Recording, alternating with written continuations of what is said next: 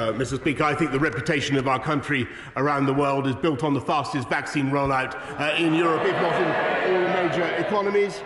It is built on having the fastest growth, therefore, in the G7, and it is built on our ability to bring our allies together to stand up against Vladimir Putin. That is what the world is focused on. That is what I'm focused on, and that, frankly, is what he should be focused on. U.S. and its Western allies on Tuesday of ignoring Russia's security concerns and deliberately creating a scenario designed to lure Russia into war.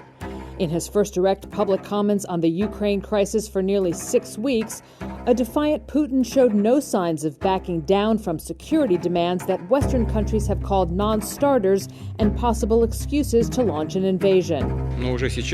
We already can see that fundamental Russian concerns were ignored.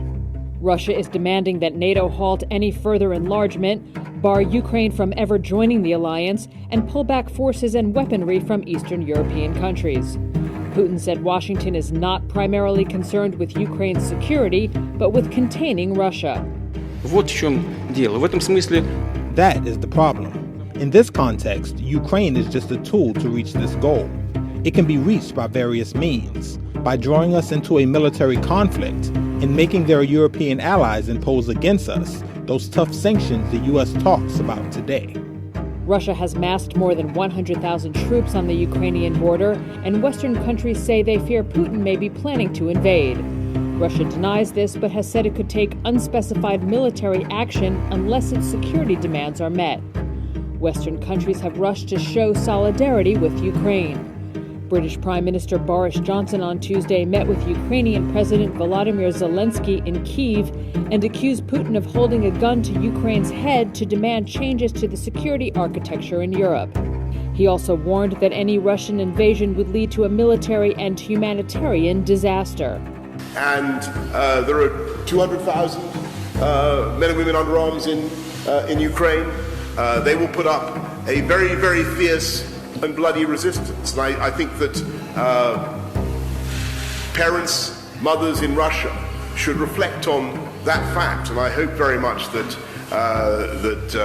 President Putin steps back from the path of conflict and that we engage in dialogue. Zelensky, who has repeatedly played down the prospect of an imminent invasion, signed a decree on Tuesday to boost his armed forces by 100,000 troops over 3 years. He urged lawmakers to stay calm and avoid panic, saying he had ordered the troop increase, quote, not because we will soon have a war, but so that soon and in the future there will be peace in Ukraine. President Biden has made worse. If in this situation, all of a sudden you were handed the gavel, you can run the whole situation, what exactly would you do today to fix it? Well, it's a tricky question because it wouldn't have happened. It wouldn't have happened. This was not even thinkable. And China wouldn't have happened, and what's going to happen with Taiwan now, and lots of other problems. What do you think is going to happen? I think that after the Olympics, it'll be a very interesting period of time, because they see the way we withdrew from Afghanistan, the horrible way, not the fact that we did, because I was the one that got it down to 2,000 soldiers, but we were getting out with strength and dignity and the equipment and no death. What happened is terrible, and the world watched, and they watch our borders where people are flooding into our country. We have no idea who they are, where they come from. And things are happening now that are very bad. I've never seen anything like what's happening to our country. But let's say right now Biden calls you up and says, I have no idea what to do here. Tell me what to do. What would you say to do in this moment? You have to project strength. Yeah. He doesn't have any respect for our leadership. He doesn't have any respect for our country anymore. They respected our country, and frankly, they respected our leader a year ago. This was not something that was ever going to happen. Supply chain was never going to happen. Many things weren't going to happen. Inflation, when you look at that, you look at the crime rate in the cities, what's happening to Democrat-run cities. Yeah. But this was something in Ukraine that was never going to happen. This was not on the books. Should they go after the pipeline? Well, I think this was something that Putin would have always liked to have done, but he didn't see the opportunity, certainly not in the last few years. Yeah. So Victor Davis Hanson, who's a terrific, I think, historian philosopher, said, one thing with Trump, nothing happened during the Trump years with respect to Russia.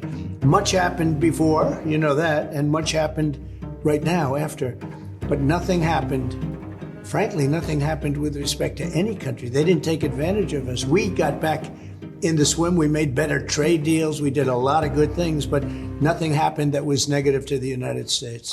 What's happening is that Russia is opposed to the Great Reset, because the Great Reset is a policy based on taking away national sovereignty. The whole idea that, as it was drafted by people like Larry Fink of BlackRock, Mark Carney, the former director of the Bank of England, Klaus Schwab, Prince Charles, the whole idea of the Great Reset is take away from governments the power to invest in their own economy. And the reason they're trying to do that is because there's such a huge debt overload on the whole world. The world is drowning in debt. The biggest banks are holding trillions of dollars of worthless financial instruments. And they're trying to figure out how to keep the situation going with liquidity. But that's what's triggering inflation. And so they move to the next phase. The Great Reset basically says that central banks will take over not only currency and credit policy, monetary policy, but also spending policy, fiscal policy. In other words, the central banks, who are really arms of the biggest private banks and financial institutions, are going to be given the power that used to be in the hands of elected legislatures. It's a banker's dictatorship, as you talked about before. Yeah, a central banker's dictatorship. Yeah.